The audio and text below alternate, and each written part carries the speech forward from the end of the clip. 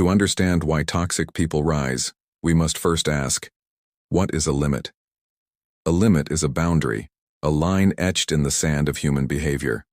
For most, these lines are inviolable, carved by conscience, shaped by culture, guarded by the fear of consequence. They are the unspoken rules that hold us together, the promises we keep, the truths we spare, the harms we avoid. But for some, these lines are nothing. They are shadows to be stepped over, suggestions to be ignored, chains to be slipped without a backward glance. The unbound have always walked among us. In the earliest days of civilization, when humanity scratched its first laws into stone, there were those who defied them. In ancient Mesopotamia, the Code of Hammurabi demanded justice, an eye for an eye, a life for a life. Yet even then, there were men and women who saw laws as tools to bend, not truths to follow. They were not always the monsters of our myths. Often, they were the heroes, the kings, the priests whose names we still whisper. They rose because they dared what others would not, because they saw no line they could not cross. Consider Alcibiades, the Athenian general of the 5th century BCE. His voice could sway crowds, his mind could outmaneuver armies, his charm could unravel empires. He was brilliant, magnetic, and utterly ruthless. When Athens trusted him, he led their fleets to victory.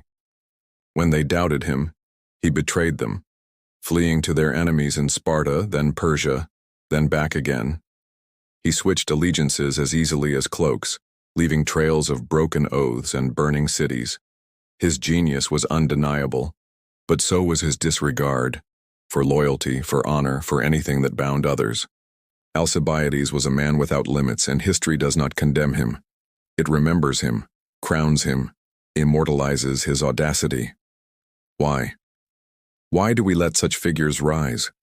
Why do societies, built on trust and cooperation, allow the unbound to climb so high? The answer lies not in them, but in us. It lies in the gaps we leave, the fears we harbor, the silences we mistake for peace. To understand their ascent, we must first understand the soil in which their seeds are sown, the human heart, the systems we build, the cracks we ignore. Psychologists call it the dark triad: narcissism, Machiavellianism, psychopathy. These are not mere disorders. They are the anatomy of limitlessness. Narcissism is the belief that the world revolves around you, that you are the sun, and all else are shadows. Machiavellianism is the cold calculus that any means justifies the end, that morality is a game for fools. Psychopathy is the absence of feeling, neither guilt nor remorse, only a void where empathy should be. Together, these traits form a perfect storm. A person who sees no boundary they cannot cross, no line they cannot erase, no cost they cannot shift to others. But the dark triad alone does not explain their rise. A seed needs soil, and the soil is us. We are the ones who listen when they speak, who step aside when they advance, who turn away when their shadows grow too long. In ancient courts, in medieval halls, in modern boardrooms, we see it again and again. The unbound rise because we let them, because their audacity fills the spaces our hesitation leaves behind. Take the Renaissance, an age of light and shadow. In the courts of Florence, men like Cesare Borgia wielded power like a blade. Borgia was a prince, a warrior, a schemer whose name became synonymous with cunning. He lied, he betrayed, he murdered, all with a smile that could charm angels. His father, a pope, paved his path, but it was Cesare's limitlessness that carried him forward. He saw no sacred line, not in family, not in faith, not in blood. And yet Machiavelli, the great philosopher of power, did not curse him. He studied him, praised him, held him up as a model for princes. Why? Because Borgia's lack of limits was not a flaw, it was his strength. This pattern repeats across time. In the 20th century, we see it in the rise of figures like Joseph Stalin, whose paranoia and ruthlessness reshaped nations. Stalin was not born a titan. He was a quiet seminarian, a man of modest origins who clawed his way to power through betrayal, manipulation, and an unflinching willingness to destroy. He purged his rivals, rewrote history, and built a cult of fear that outlived him. His limits? None. He saw no line between ally and enemy, truth and lie, life and death, and millions followed him, not because they loved him, but because his certainty filled the void of their doubt. What does this tell us? That toxicity is not just a trait, it is a strategy. The unbound rise because their lack of limits gives them an edge. Where others hesitate, they act. Where others doubt, they decide. Where others feel the weight of consequence, they feel nothing. Their freedom from boundaries is their weapon, and our hesitation is their opportunity. But there is another layer to this descent. The unbound do not rise alone. They are lifted by the hands of others, by followers who crave their certainty, by systems that reward their audacity, by silences that let their poison spread. In every age we build structures meant to contain them, laws, morals, codes of honor, and in every age they slip through, because those structures are only as strong as our will to enforce them. Consider the modern world. In corporate towers and political arenas, we see the unbound again, the CEO who lies to shareholders, the politician who betrays their promises, the influencer who manipulates their flock. They thrive because we reward them. We click, we vote, we follow, drawn to their confidence, their charisma, their refusal to bow. We mistake their limitlessness for strength, their poison for power. And in doing so, we sow the seeds of their ascent. This is the heart of the descent. The unbound rise because we let them. Their lack of limits is not a secret. It is a signal, a flare in the dark that draws us closer, even as it burns. To understand why, we must look deeper, not just at them, but at the world we build around them, the silences we keep, the truths we dare not face. We have descended into the abyss, tracing the shadows of the unbound, those toxic souls who rise because they know no limits. In Alcibiades, in Cesare Borgia, in the tyrants and schemers of history, we see their audacity, their refusal to bow to the lines that bind the rest of us. But their story is only half the tale. The other half lies in the soil that nurtures them, the world we shape, the silences we keep. To understand why toxic people rise, we must dig into the earth of our own making, the systems that reward them, the fears that embolden them, the voids we leave unfilled. Why do we let them flourish? Why do the unbound with their poison and their cunning climb higher than the virtuous, the cautious, the kind? The answer is not simple, but it begins with a truth we rarely dare to face. Their limitlessness is not a flaw in them, but a mirror of our own failures. They rise because we pave their path, because our societies, our psychologies, our hesitations create the conditions for their ascent. Let us explore this soil layer by layer to uncover the roots of their power.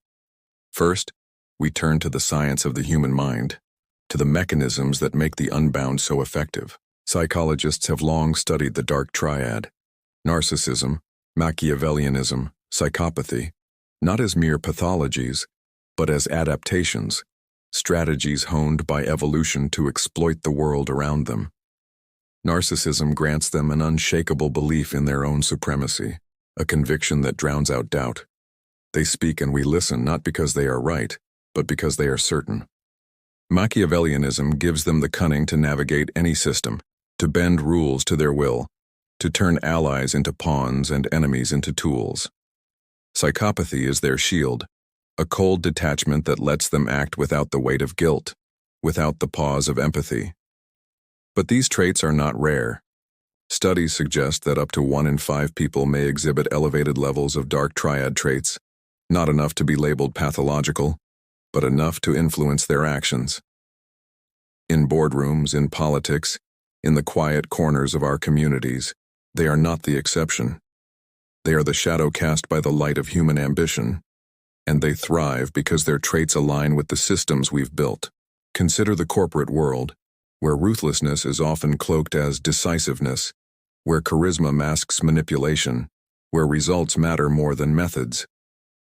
A 2013 study in psychological science found that individuals with dark triad traits often excel in competitive environments, rising faster than their peers. Why? because they take risks others avoid, make promises others fear to break, and sacrifice what others hold dear. Yet science alone cannot explain their ascent.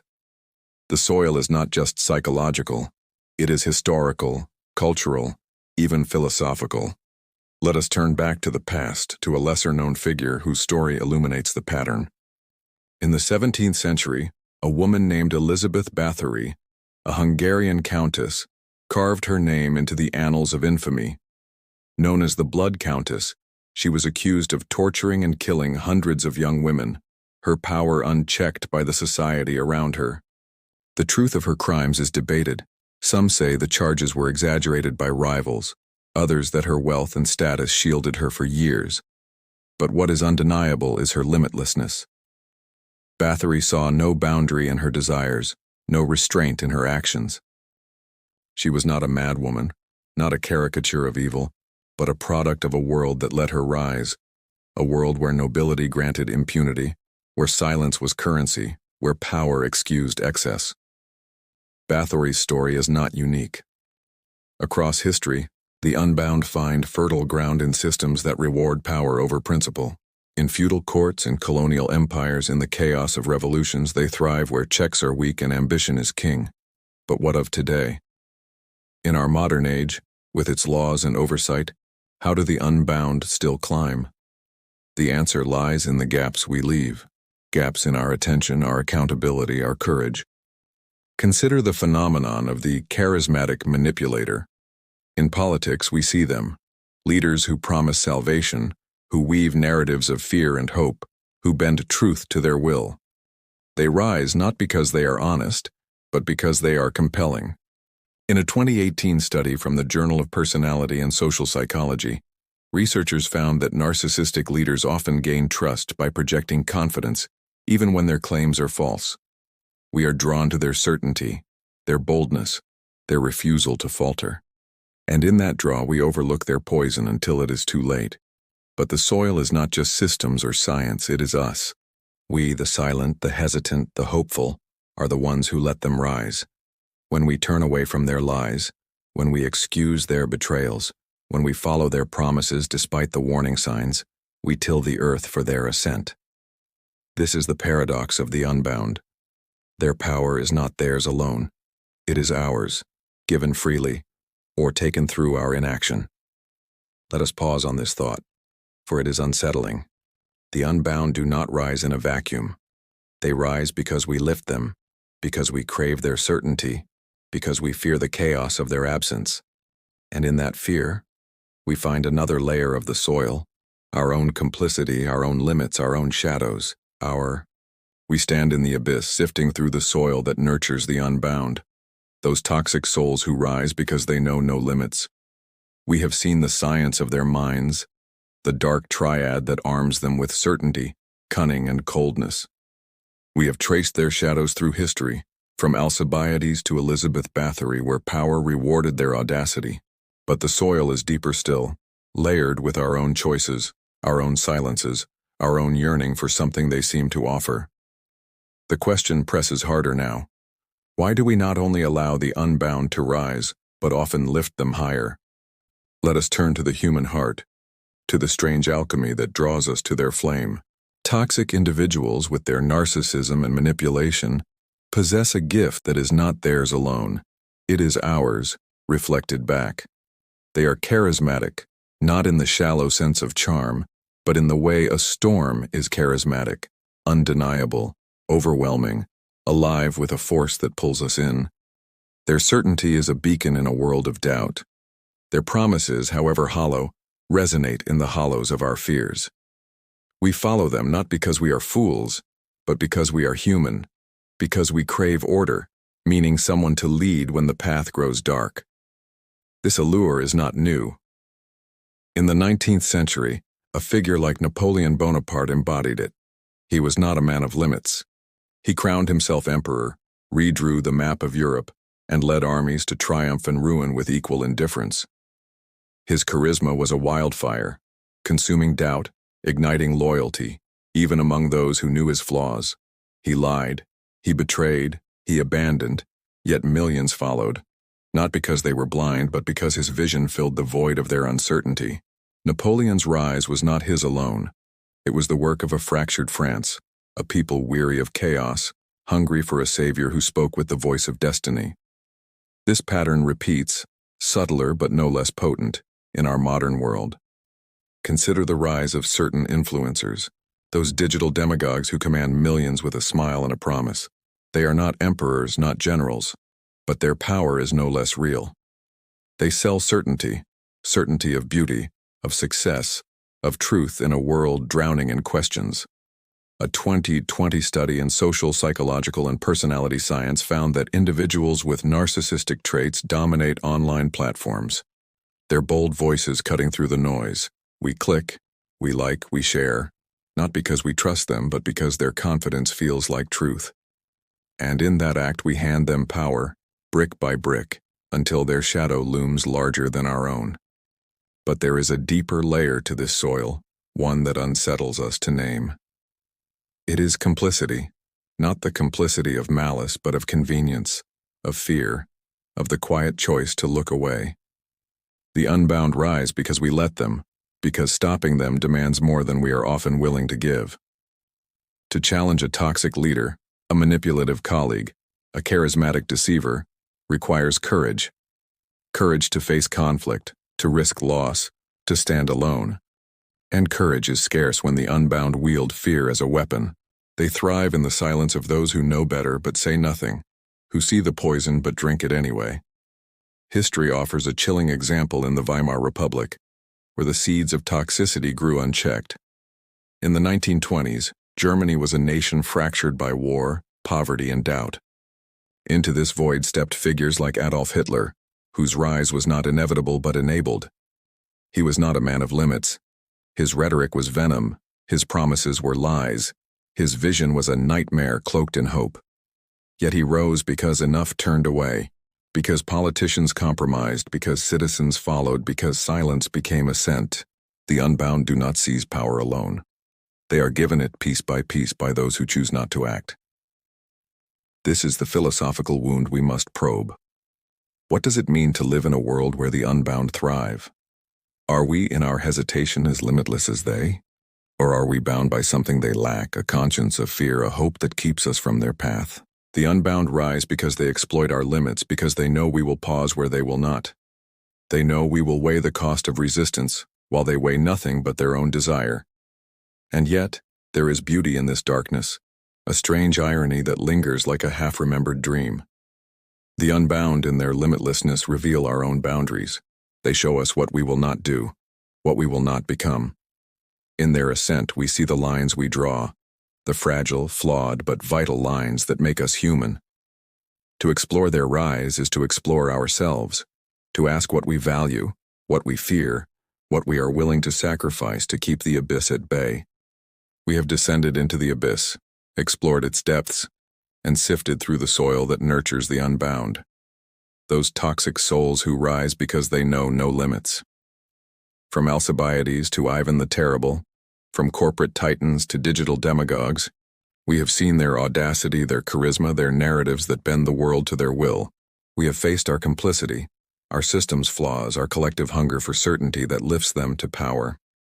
Now, as we stand at the edge of this darkness, we must confront the final truth. The rise of the unbound is not just a story of their triumph, but of our loss. A revelation of what their limitlessness costs us, and a reflection on whether we can ever draw a line that holds. The unbound rise, but their ascent is not without consequence. Their lack of limits does not free them, it devours. It devours trust, it devours hope. It devours the fragile threads that weave us together. Their power is a pyre, burning bright but leaving ashes in its wake. Consider the story of Jim Jones, the 20th century cult leader whose name is etched in tragedy. Jones was no king, no general, but a man of limitless conviction, his voice a siren's call to the lost and the searching. In the 1970s, he built Jonestown, a promised utopia in the jungles of Guyana. He spoke of equality, of salvation, of a world free from pain. But his vision was a lie, his charisma a cage. In 1978, Over 900 of his followers died in a mass murder-suicide. Their trust in him their undoing. Jones rose because he knew no limits, neither shame, nor doubt, nor humanity. And in his rise he revealed the cost.